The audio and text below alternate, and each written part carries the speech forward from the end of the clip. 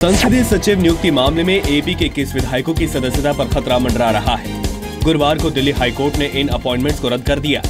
संसदीय सचिव बनने वाले विधायकों पर ऑफिस ऑफ प्रॉफिट का आरोप है। इन 21 विधायकों की सदस्यता खत्म करने की मांग पर चुनाव आयोग में भी सुनवाई चल रही है। कोर्ट ने कहा है कि इनकी नियुक्ति अवैध है। इसका मतलब जब ये अपॉइंट हुए थे उस समय भी इनकी नियुक्ति अवैध थी। अवैध होने की वजह से इनको जितनी भी सुविधा मिली है वो एज ए एमएलए मिली है और एमएलए को इस तरह की सरकारी सुविधा नहीं मिल सकती। तो मेरा मानना है कि ये इस मुकदमे में इलेक्शन कमीशन जो है अब इन सब 21 एमएलएओं के खिलाफ फैसला लेगा। इन सब की सदस्यता रद्द हो जाएगी और 6 साल के लिए लोग डिस्क्वालीफाइड हो जाएंगे किसी भी तरह का चुनाव लड़ने के लिए। दिल्ली विधानसभा का आज एक दिन का विशेष सत्र बुलाया गया है। अश्लील सीडी कांड, आशुतोष का विवादित ब्लॉग, दिल्ली सरकार के विज्ञापन से जुड़ी सीएजी की रिपोर्ट जैसे मुद्दों को लेकर सरकार को घेरने की विपक्ष ने पूरी तैयारी कर रखी है। इस सत्र में मुख्यमंत्री अरविंद केजरीवाल, मंत्री गोपाल राय और इमरान हुसैन नहीं शामिल होंगे। तीसरे मंत्री संदीप कुमार पहले ही बर्खास्त हैं।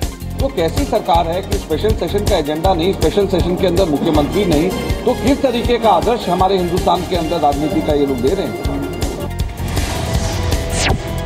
अश्लील सीडी कांड में फंसे दिल्ली के पूर्व मंत्री संदीप कुमार की आज फिर कोर्ट में पेशी होगी। गुरुवार को दिल्ली की 30 हजारी कोर्ट ने संदीप कुमार को एक दिन के पुलिस रिमांड में भेजा था।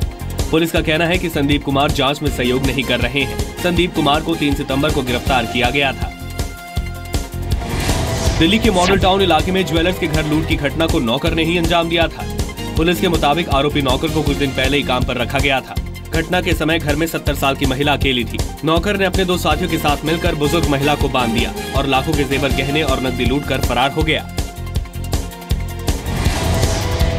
दिल्ली में चिकनगुनिया के मामलों में लगातार इजाफा हो रहा है।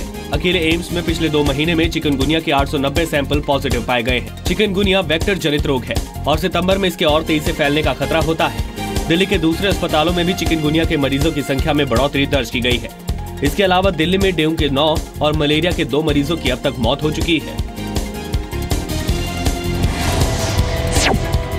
मुंबई के सबसे रईस जेएसबी मंडल के गणपति का आज विसर्जन होगा।